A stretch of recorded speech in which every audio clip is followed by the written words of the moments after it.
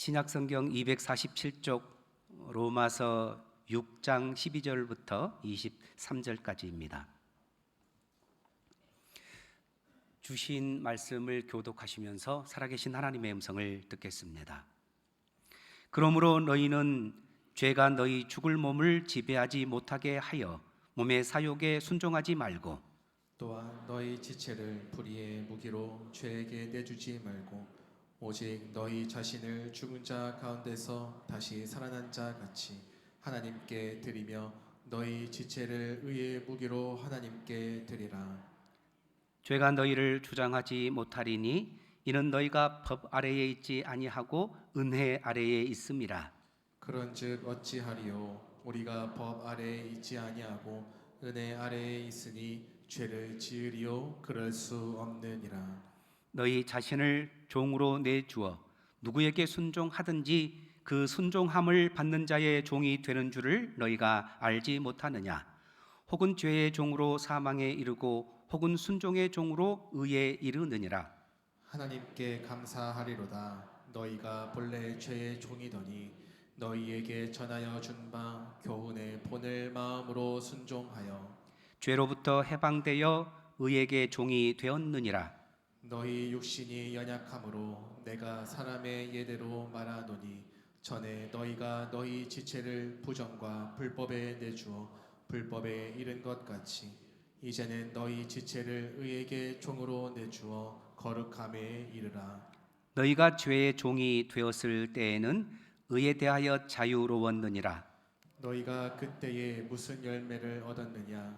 이제는 너희가 그 일을 부끄러워하나니 이는 그 마지막이 사망임이라. 그러나 이제는 너희가 죄로부터 해방되고 하나님께 종이 되어 거룩함에 이르는 열매를 맺었으니 그 마지막은 영생이라. 죄의 삭은 사망이요 하나님의 은사는 그리스도 예수 우리 주 안에 있는 영생이니라. 아멘, 아멘. 미국의 남북 전쟁이 끝나고 북이 승리했죠. 링컨 대통령이 노예 자유 선언을 발표했습니다. 법적으로 모든 흑인 노예들이 완전히 자유 신분이 된 것입니다. 더 이상 백인 주인의 명령을 따를 필요가 없고, 그리고 그 채찍 앞에서도 또 채찍에 맞을 이유가 전혀 없었습니다. 그런데 놀랍게도 해방 선언이 있은 후에 수많은 노예들이 여전히 옛 주인의 농장에 남아 전과 똑같이 생활을 하고 있었다는 것입니다. 평생 종으로 살다 보니까 몸에 밴 노예의 습관 때문이었어요. 평소에 주인이 말 안 들으면 채찍질 하잖아요. 여러분, 그것이 얼마나 그들에게 고통이었겠습니까? 해방되었는데 주인이 이리 와서 목화를 따라 그러면 몸이 반응하는 겁니다. 먼저 쩌르륵 달려가서 목화를 막 따는 것입니다. 벌벌 떨면서요. 법적인 신분은 분명 해방된 자유인이었는데 그들의 현실은 여전히 과거의 상처와 두려움에 묶인 노예들이었던 거죠. 오늘을 살아가는요, 많은 그리스도인의 모습이 이와 닮아 있다는 것을 발견하게 됩니다. 우리는 예수 그리스도의 십자가 보혈로 죄에서 자유함을 얻었습니다. 전에는 죄가 시키는 대로 종처럼 끌려다녔어요. 하지만 예수 안에서 우리는 자유인이 된 것입니다. 하나님의 자녀가 되었어요. 그런데 습관적으로 죄가 시키는 대로 살아가고 있는 모습을 보게 됩니다. 여러분, 왜 우리는 여전히 미움과 시기와 음란과 거짓의 옛 습관 때문에 괴로워하고 있을까요? 오늘 사도 바울은 우리 그리스도인의 이 처절한 현실을 직면하게 만듭니다. 혹여나 여러분, 내가 죄에서 해방된 자유민임에도 불구하고 여전히 죄 때문에 괴로워하고 죄에 종된 삶을 살고 있다면 오늘 본문을 통해서 하나님의 은혜를 경험하는 우리가 되시기 바랍니다. 오늘 본문은 첫 번째, 내 몸의 지체를 하나님의 의의 무기로 드리라고 권면합니다. 그런데 처음부터 성경이 우리에게 무조건 열심히 죄와 싸워야 된다 이렇게 말하고 있는 것은 아닙니다. 성경은 오늘 우리에게 우리 자신의 신분에 대해서 먼저 상기시켜주고 있어요. 뭐라고 선언합니까? 너희는 이미 죄에서 해방된 하나님의 자녀다. 여러분, 이것을 믿으시기 바랍니다. 이것이 복음의 핵심이잖아요. 죄에서 해방된 하나님의 자녀, 이것이 우리의 신분입니다. 그래서 우리가 서로 인사할 때에 당신은 하나님의 귀한 자녀입니다 라고 인사했죠. 이것을 믿으시기 바랍니다. 우리는 의인 되기 위하여서 몸부림친 사람들이 아니죠. 이미 예수 그리스도를 믿음으로 의롭다 함을 받았어요. 우리의 신분은 의인입니다. 하나님의 자녀 된 거죠.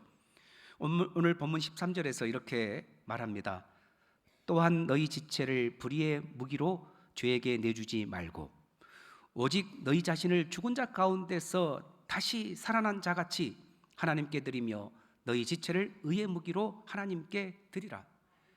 23절 말씀에서 우리가 주목해야 될 구절은 죽은 자 가운데서 다시 살아난 자 같이입니다. 여러분, 우리는 신분이 바뀌었어요. 예전에는 죄 앞에서 이제 의에 대해서는 죽은 자였어요. 하지만 이제는 살아난 자입니다. 무덤 속에서 살아났다면 굳이 무덤 속에 다시 들어갈 필요가 없잖아요.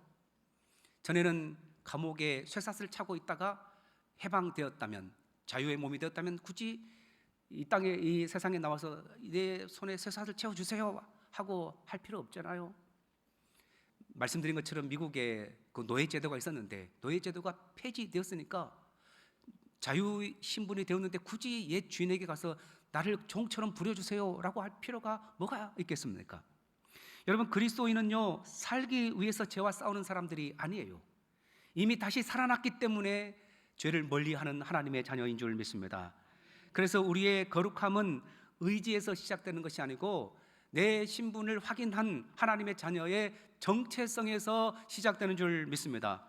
그래서 오늘 바울은 그런 우리에게 너희 지체를 의의 무기로 하나님께 드리라 라고 말씀하고 있어요. 여기서 너의 몸을, 너의 지체를 하나님의 도구로 드리라라고 말하고 있지 않아요. 무기라고 말씀하고 있어요. 무기. 이 무기는 그야말로 무기인 것이죠. 그러니까 군인들이 전쟁에서 싸울 때에 창을 들고 방패를 들고 싸우잖아요. 그 무기입니다. 왜 그러면 성경은 우리에게 너희 몸을 하나님의 일을 위해서 도구로 드리라라고 하지 않고 무기로 드리라라고 할까요? 예, 우리의 신앙생활 자체가 바로 전쟁터이기 때문에 그렇습니다. 여러분, 그렇다면 지금 여러분의 눈은 누구의 손에 들려 있습니까? 여러분의 입술은 누구를 위해 사용되고 있습니까? 우리의 손과 발은 누구의 뜻을 이루고 있습니까?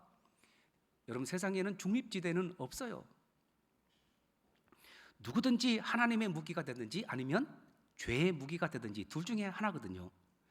여러분, 사탄 마귀는요, 오늘날 우리에게 책찍을 들고 와서 우리를 위협하지는 않아요. 볼거리 많은 스마트폰으로 우리 가운데 유혹합니다. 그리고 분노와 상처를 가지고 비교의식으로 찾아오는 것입니다. 그리고 음란과 탐욕으로 찾아오는 것이죠. 그때마다 우리의 눈은 누구의 무기가 될까를 우리가 선택해야 하는 것입니다. 죄의 무기가 될 수도 있고 하나님의 무기가 될 수도 있고, 우리의 입술로 다른 사람을 정죄하고 비판하고 헐뜯는다면 우리는 죄의 무기가 될 겁니다. 그러나 우리의 입술로 연약한 자를 세워주고 격려하고 칭찬해 준다면 우리는 얼마든지 의의 무기가 될 수도 있죠. 성경에는 자신의 몸을 하나님의 무기로 드린 사람들이 참 많이 나와 있습니다. 사도행전에 여러분 다비다라는 여자분을 기억하실지 모르겠어요. 그분이 죽었어요. 그때에 다른 하나님의 사람들이 베드로를 청해서 이 다비다가 자신들을 위해서 얼마나 좋은 일을 많이 했는지를 말하면서 꼭 좀 살려달라고 막 애걸 하는 것을 볼 수 있어요. 이 다비다라는 도르가라고 하는 이 여인, 그냥 평범한 여인이었어요. 설교자도 아니었고 그리고 권력 있는 사람도 아니었습니다. 우리처럼 두 손 두 발 가지고 있는 사람이었어요. 그런데 이분이 말이죠, 자신의 하나님이 주신 손을 가지고 그렇게 옷을 막 지었어요. 바느질을 했어요.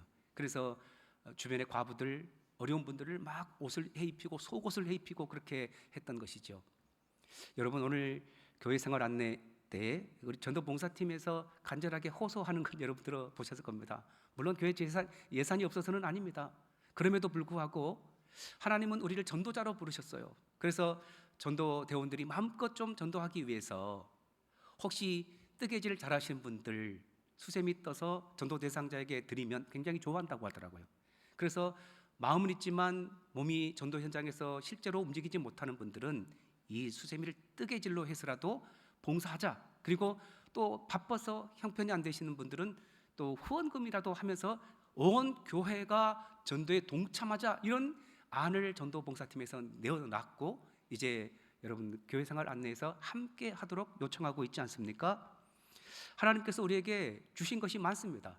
이것을 어떻게 사용할 것인가 우리가 선택할 수 있는 줄 믿습니다. 여러분, 우리나라 교회 사회도 그렇게 자신을 하나님의 무기로 사용하신 분이 있어요. 평양 장터를 누비며 복음을 전했던 최건능 목사님, 예수 믿기 전 그분의 이름이 최봉석이라는 이름이었습니다. 평양 장터에서 최봉석이 나타났다 그러면 사람들이 다 돌아서 갔죠. 막 멀쩡한 사람들도 나서서 시비를 걸고 주먹 다짐을 하기도 일쑤였어요. 입술로 저주하고 막 욕을 해댔습니다. 얼마나 사람들에게 무서운 존재였는지 몰라요. 하지만 그가 예수 믿고 변화되었어요. 이름을 최권능이라고 바꿨어요. 사람들에게 주먹 다짐했던 손을 가지고 어려운 분들을 도와주기 시작했어요. 저주와 욕설을 퍼부었던 입술에서는 언제나 예수 천당, 예수 천당이라고 소리 지르며 복음을 전하기 시작했어요. 일제시대 때에 이분이 잡혀가서 이렇게 고문을 하니까 이분이 입에서 예수 천당이 나왔어요. 그러자 일제 순사가 왜 그렇게 시끄럽게 하나 하니까 내 안에 예수로 가득 찼기 때문에 나는 입만 벌리면 예수 천당에 나온다고 했던 분이 바로 최건능 목사님이시죠. 여러분, 우리 모두는 입술을 가지고 있고 손발을 가지고 있어요. 오늘 하나님이 너의 입술, 내 손과 발의 주인은 누구냐라고 묻는다면 뭐라고 대답하시겠습니까? 너의 입술은 누구의 무기냐? 너의 손과 발은 누구의 무기냐? 여러분, 이 고백이 여러분의 고백인 줄 믿습니다. 주님의 무기입니다. 하나님의 무기입니다. 이 고백이 같은 여러분의 고백이시지요? 어떻게 해야 됩니까? 남을 향한 비난에 입술을 멈추고 말씀드린 것처럼 축복하면 됩니다. 싸우거나 또 비판했던 입술을 예수 믿으라고 전하면 됩니다. 그리고 내 욕심만 붙들었던 이 손을 들어서 나누고 베푸는 삶을 살기 시작하면 됩니다. 그때에 우리의 삶이, 우리의 몸의 지체가 하나님의 무기로 사용되는 줄 믿습니다. 두 번째, 오늘 본문은요, 진정한 자유는 하나님께 순종할 때 주어진다고 분명하게 말씀하고 있어요. 그리스도인은 자신의 삶의 주인이 누구인지 분명히 밝혀야 됩니다. 그래서 15절에서 이렇게 질문을 던지고 있지요. 그런즉 어찌하리요? 우리가 법 아래에 있지 아니하고 은혜 아래에 있으니 죄를 지으리요? 그럴 수 없느니라. 은혜 안에 있기 때문에 죄를 지을 수 없다고 분명히 말씀하고 있는데 사람들은 복음에 대해서 오해를 하고 이렇게 생각하는 분들이 종종 있는 것 같아요. 이제 예수 믿고 구원받았으니까 조금 죄를 지어도 되지 않을까? 어차피 하나님 행위로 우리 심판한 것 아니니까 뭐 굳이 나쁜 짓 해도 구원받는 것에는 문제 없으니까 괜찮지 않을까? 주중에 마음껏 살다가 주일에 가서 회개하면 되지? 이런 생각을 하고 계신 분이 있을지도 모르겠어요. 하지만 오늘 15절에서 사도 바울은 단호하게 그 생각을 거절합니다. 그럴 수 없느니라. 절대 그럴 수 없다는 것이죠. 그 이유를 16절 상반절에서 이렇게 밝힙니다. 너희 자신을 종으로 내주어 누구에게 순종하든지 그 순종함을 받는 자의 종이 되는 줄을 너희가 알지 못하느냐? 여러분, 영적인 진리가 여기 있는데 세상에 중립지대라는 것은 없다는 거죠. 세상의 종이거나 하나님의 종, 둘 중에 하나인데 사람은 반드시 뭔가의 지배를 받고 누군가에게 순종하며 살아가는 존재이고 그 순종하는 것의 종이 된다는 것입니다. 돈에 끌려가면 돈의 종이 되는 거죠. 그리고 사람의 평판과 인기에 목매면 사람의 노예가 되는 것입니다. 내 안에 정욕이 있죠. 끓어오르는 분노가 있죠. 이런 감정에 순종하면 그런 감정이나 죄의 종이 되는 것입니다. 반대로 내 감정을 쳐서 복종시켜 하나님의 말씀에 순종할 때에 우리는 하나님의 종이 되는 것입니다. 그러니까 구원받은 내 몸을 가지고 마음껏 살아야 된다, 이건 아니다는 거죠. 세상 사람들이요, 내 감정대로 그리고 내 자존심이 시키는 대로 화도 내고 나에게 피해 준 사람 가서 막 심판도 하고 이렇게 하는 것이 자유요 힘이라고 우리를 부추길 때가 있어요. 그래서 네 마음껏 살아라, 자유롭게 살아라, 네 감정대로 살아라, 네가 하고 싶은 대로 살아라, 그것이 자유고 힘이다, 이렇게 우리에게 말할 때가 있는데요. 그러나 그것이 진짜 자유가 아님을 우리는 쉽게 발견하게 됩니다.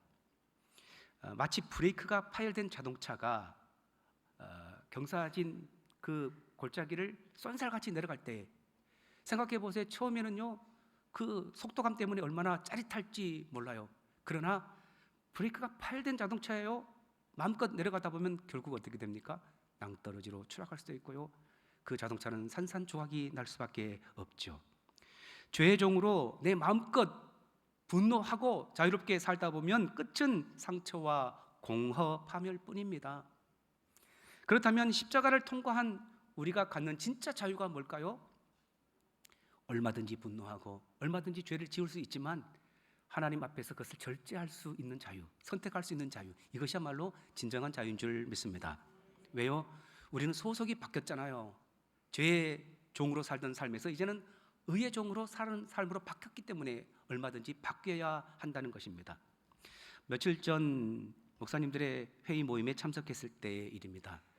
이제 은퇴를 1년 앞둔 한 목사님께서 자신의 기나긴 목회 여정을 더듬으면서 딱 이렇게 말씀하시더라고요. 내 평생의 목회를 돌아볼 때에 내가 가장 잘한 것이 하나 있다면 그것은 도저히 참을 수 없는 그 벼랑 끝 같은 순간에 끝까지 참아낸 것이다. 어떤 일인지는 구체적으로 밝히지는 않았습니다. 하지만 그 목사님이 어떤 한 성도님으로부터 견딜 수 없는 모멸감과 분노를 이렇게 받았다고 합니다. 너무너무 힘들고 또 고통스러워서 당장 가서 분노를 터뜨리고 모든 것을 엎어버리고 싶은 생각이 꿀떡 같았다고 이렇게 이제 말씀하시더라고요. 그런데 그날 밤에 나이 지긋한 장로님 한 분이 조용히 찾아오셨다고 합니다. 그리고 눈물을 글썽이면서 목사님, 교회를 봐서라도 그리고 주님을 봐서라도 한 번만 참아 주십시오. 목사님은 그날 밤 홀로 십자가 앞에 엎드려 가슴을 쥐어 뜯으면서 고통스러워했다고 합니다. 세상의 방법대로라면 이미 자존심은 구겨졌고 또 이것을 실추한 자존심을 내세우기 위해서라도 얼마든지 정당방위하면서 분노하면서 상대방의 잘잘못을 까발릴 수도 있었다고 합니다. 하지만 목사님은 끓어오르는 분노에 종 노릇하기를 거절하셨답니다. 왜 그러셨을까요? 십자가 은혜로 이미 분노의 쇠사슬에서 끊어진 자유인이었기 때문이지요. 자신이 돌이켜보면 수없이 하나님 앞에서 실수할 때에, 범죄할 때, 그때마다 우리 하나님은 비난하거나 심판하지 않으셨다는 것을 깨닫게 되었답니다. 주님은 묵묵히 참아주셨고 용납하셨고, 그래 바로 너의 이 실수 범죄함 때문에 내가 십자가에 못 박혔단다, 이것을 깨닫게 해 주신 것이죠. 결국 목사님은 자신을 덮쳐오는 분노의 폭군 앞에서 단호히 고개를 흔드셨어요. 그리고 십자가의 용서 앞에 묵묵히 고개를 숙이셨습니다. 자, 그렇게 주님 앞에 순종했기 때문에 이제 영광스럽게 은퇴를 1년 앞두고 있고, 내 목회에 돌아봤을 때 가장 잘하는 것 이거 한 가지가 있다면 그때 참은 것이다 라고 말씀해 주시더라고요. 여러분, 우리의 옛 주인이 누굽니까? 죄고 사탄입니다. 사탄은 지금도 수시로 우리에게 이렇게 꼬드기죠. 너만 참아? 왜 니만 참아? 참으면 바보가 되는 거야. 너는 뭐 기분도 없고 자존심도 없어? 네 감정을 한번 토해내봐. 그래야 자유롭게 돼. 안 그러면 네 화병 난다. 막 이렇게 이제 계속 우리를 꼬드길 수가 있어요. 그러나 여러분 기억하십시오. 우리는 더 이상 내 감정, 내 분노 여기에 질질 끌려다니는 자가 아니죠. 얼마든지 화낼 수 있고 분노할 수 있고 또 비난할 수도 있어요. 그러나 우리는 십자가의 피로 정결케 된 하나님의 자녀이고, 얼마든지 이 분노 감정도 주님 안에서 노하고 십자가 앞에서 절제하면서 그렇게 인내를 선택할 힘과 능력이 우리 가운데 주어진 줄 믿습니다. 살다 보면 왜 화가 나지 않겠어요? 가족끼리라도 때로는 막 분노가 치밀어 오르는 그런 형편 가운데 우리는 몰아갈 때가 있고요. 직장은 더 심할 것이고, 때로는 우리 교회 공동체에서도 의견 충돌 또는 잘못된 취급당할 때에 그런 감정이 얼마든지 올라올 수 있어요. 하지만 나를 용서하신 주님의 용서 앞에 내가 십자가의 은혜를 깨닫는다면 나에게 주신 자유함으로 얼마든지 그것도 절제할 수 있는 줄 믿습니다. 마지막 세 번째는요, 오늘 본문이 내가 맺고 있는 삶의 열매와 결말을 한번 보라는 것입니다. 자, 우리가 지금 믿음으로 의의 종으로 살아가고 있다면 정말 그 결말은 뭘까? 혹은 우리가 내 감정대로 살아가고 있다면 또 그 결말은 뭘까를 한번 돌아보라는 것인데, 사도 바울은 본문에서 두 종류의 삶과 두 종류의 결말을 보여주고 있어요. 먼저 죄의 종된 내 감정대로 살아갔던 사람의 삶을 21절에 이렇게 말합니다. 너희가 그때에 무슨 열매를 얻었느냐? 이제는 너희가 그 일을 부끄러워하나니 이는 그 마지막이 사망임이라. 죄를 따라 살아갈 때에 결국이 뭐가 남았더냐라고 물어보는 거예요. 여러분, 말씀드린 것처럼요, 내 감정대로 하고 싶은 말 다 하고 살 때는 처음에는 쾌락이 있을지 모르겠어요. 짜릿함이 있고 막 기분도 모든 가슴이 뻥 뚫리는 것처럼 보일 때도 있을지도 모르겠어요. 하지만 시간이 지나고 돌아보면 상처와 눈물뿐, 얼굴 화끈거리는 부끄러움만 남는다는 것입니다. 반면에 억울함을 참고 하나님의 종으로 살아가는 사람에게 전혀 다른 열매가 맺어요. 22절, 그러나 이제는 너희가 죄로부터 해방되고 하나님께 종이 되어 거룩함에 이르는 열매를 맺었으니 그 마지막은 영생이라. 어떤 열매를 맺느냐? 거룩함의 열매를 맺는다고 알려주고 있어요. 여러분, 거룩함은 완전함을 의미하지는 않습니다. 예수님 닮은 열매를 의미합니다. 처음부터 그렇게 거룩하지는 않겠죠. 하지만 믿음으로 살면 원망하던 사람이, 자기만 알던 사람이 조금씩 온유해지고 또 감사하고 남을 배려하는 사람으로 바뀌게 됩니다. 왜요? 우리 안에 예수의 생명의 씨가 이미 뿌려졌기 때문에 그렇습니다. 그 씨는 반드시 싹이 나고 열매를 맺는데 예수 생명, 예수님을 닮은 열매를 맺게 되는 것이죠. 그리고 마침내 23절에서 복음의 절정을 선포합니다. 우리 23절 말씀 같이 읽겠습니다. 죄의 삭은 사망이요 하나님의 은사는 그리스도 예수 우리 주 안에 있는 영생이니라. 아멘. 두 단어가 또 주목하기를 원하는데, 하나는 삭, 하나는 은사. 죄의 삭슨이라고 이야기하고 있죠. 이 삭이란 말을 원어로 보면 옵소니온이라는 단어가 사용됐어요. 전쟁에서 군인들이 목숨을 걸고 군 복무하면서 전쟁을 치를 때에 그들에게 대가로 급료가 주어지는데 그것이 바로 삭시입니다. 이 본문에 쓰인 삭. 여러분, 우리가 죄가 시키면요, 죄가 뭔가를 우리에게 시켜요, 그때에 그냥 대가 없이 시키는 것 아니에요. 뭔가 죄에게 순종해서 죄가 시키고 유혹하는 대로 따라가면 반드시 대가를 줘요. 급료를 준다는 거죠. 옵소니언을 줘요. 그것이 삭시입니다. 삭. 그 삭시 뭔가 봤더니 사망이죠. 반드시 죄는 사망을 줘요. 사탄은 결코 좋은 주인이 아니에요. 우리를 위하는 척하지만 우리를 사랑하지도 않아요. 우리를 살릴 생각은 더더욱 없어요. 우리가 죄에 끌려가서 죄가 시키는 대로 하면 잘했다 하면서 주는 것이 뭐라고요? 사망, 죽음을 주는다는 것이죠. 그러나 하나님은 전혀 다른 방식으로 일하십니다. 오늘 하나님이 주시는 것을 은사라고 해요. 은사의 원어는 카리스마, 뜻은 값없이 주시는 선물. 자, 보세요. 사망은 우리가 번 것이에요. 일해서 얻는 것이에요. 영생은 우리가 번 것이 아니에요. 그냥 선물로 받는 것이에요. 사망은 우리의 행위에 대한 결과입니다. 영생은 하나님의 은혜의 선물인 거죠. 사망은 죄인이 받아야 할 정당한 대가입니다. 죄를 짓고 제가 원하는 대로 따라가면 정당한 대가로 사망을 주는 거예요. 근데 하나님 안에 있으면 우리가 아무것도 하지 않았어요. 단지 예수 그리스도를 믿었어요. 그랬더니 그 믿음에 따라서 선물을 주시는데 그것이 바로 은사라는 거죠. 어떤 은사입니까? 영생이란 은사를 주신다. 이것이 우리 가운데 얼마나 큰 은혜인지 몰라요. 여러분, 영생을 어떻게 얻습니까? 헌금을 많이 해야 얻습니까? 전도를 많이 해야 얻습니까? 기도를 많이 해야 얻습니까? 영생 얻은 결과가 헌금이고 봉사고 섬김이지요. 우리가 구원받기 위해서 이런 것은 아무 소용이 없어요.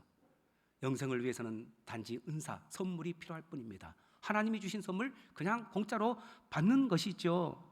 그래서 여러분, 그리스도인은 영생을 얻기 위해서 두려움으로 살아가는 사람들이 아니에요. 내가 받은 이 구원 잃어버리면 어떡하지? 나는 영생에서 배제되면 어떨까지? 이런 두려움 때문에 두려우며 덜덜 떨면서 그렇게 죄에 짓지 않기 위해서 살아가는 사람이 아니라는 거죠. 왜요? 이미 우리는 은혜를 받은 사람입니다. 이미 영생을 선물로 받은 사람이고 우리의 결말이 이미 영생으로 정해진 사람이 바로 그리스도인이에요. 그래서 결과로 감사해서 거룩하게 살아가는 것이고, 그 감사로 의의 종답게 우리의 몸의 지체를 하나님께 의의 무기로 드리고자 하는 사람들이 바로 우리요 그리스도인인 줄 믿습니다. 말씀을 맺습니다. 오늘 사도 바울은 우리에게 세 가지를 가르쳐 주었어요. 첫 번째, 우리는 이미 죄에서 해방된 사람들이다. 두 번째, 이미 우리의 삶의 주인이 바뀌었다.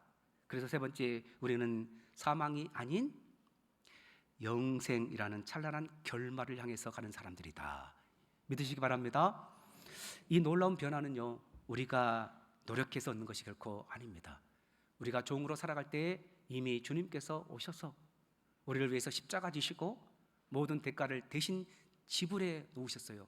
우리가 죄를 지었고 대가로 사망을 받아야 되는데 예수님이 십자가에서 그 대가대로 죽어주셨습니다. 그리고 이것을 받아들이고 믿는 자에게 은사, 영생을 선물로 주셨습니다.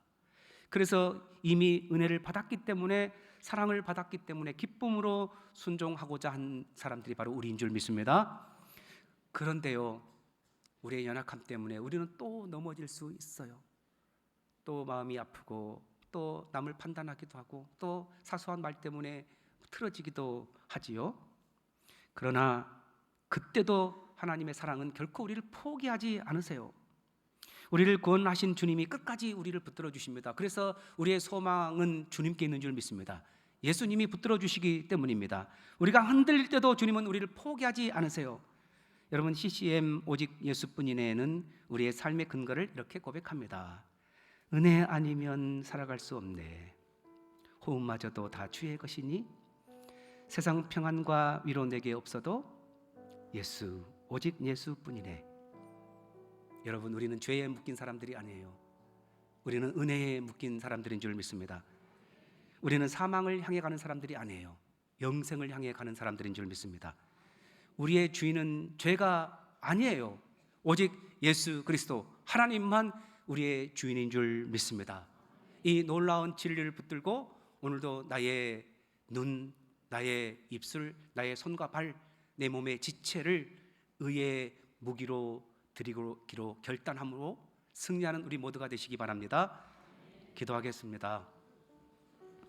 살아계신 아버지 하나님, 종으로 살던 우리를 예수님 십자가 지시고 우리가 죄의 대가를 받아서 멸망받고 심판받아야 되는데 주님이 대신 사망을 온몸으로 받으시고 이제 사망 권세 이기시고 부활하심으로 예수님을 믿고 의지하는 자에게 이미 의롭다 하나님의 자녀라 인정해 주셔서 감사합니다.